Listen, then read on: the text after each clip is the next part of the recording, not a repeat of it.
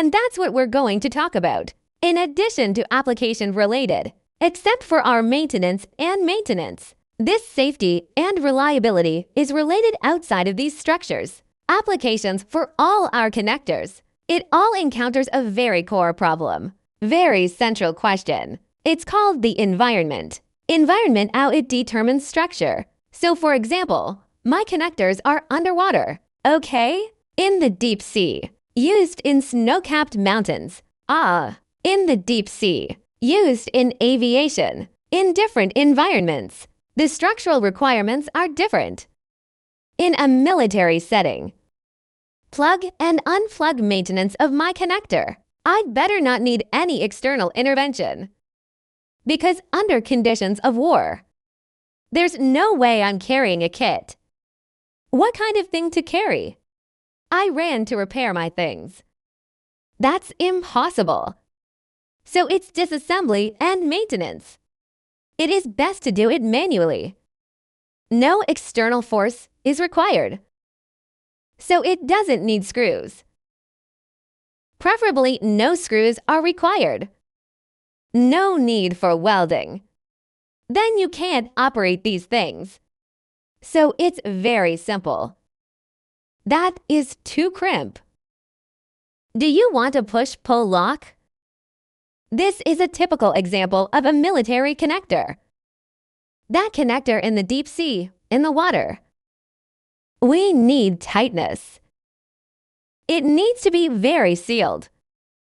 Well, what about, for example, in some special cases, this harsh environment, dust pollution and so on in this environment, then our connector, it has to be able to withstand the dust, withstand static electricity, can withstand ultraviolet light, acid and alkali tolerance, this pollution of high acid and alkali. So its structure determines the environment. It's decided. The structure of my product itself, just different from others. Is this caused by the environment? The environment causes. What about us now? From our entire connector. What's your industry? And our entire application system can be taken into account. It has such a big impact on the connector. It's related to structure. There are so many. Then a lot of people will often think about it. Since the customer's application scenario, so strange, so complicated. So how do we go about doing it? Our design logic. Now that's hard to say. It's certainly challenging. But you said it was simple. It's not that hard. The logic of the entire structure. We always have one point. Throughout a point, connectors are designed for function. The whole connector doesn't matter what your structure looks like. You should first focus on your main function. Do I want to connect? I want to connect. I want connectivity and security. Do I want signal or power? When you settle this down, the rest of it, my mechanics are fine. My electrical structure is also good. My seal signal, mine is fine. In fact, it is all as an auxiliary way. Add it to it step by step. Add it step by step. Not that I had to do it in the first place. It's like I used Play-Doh to make a house.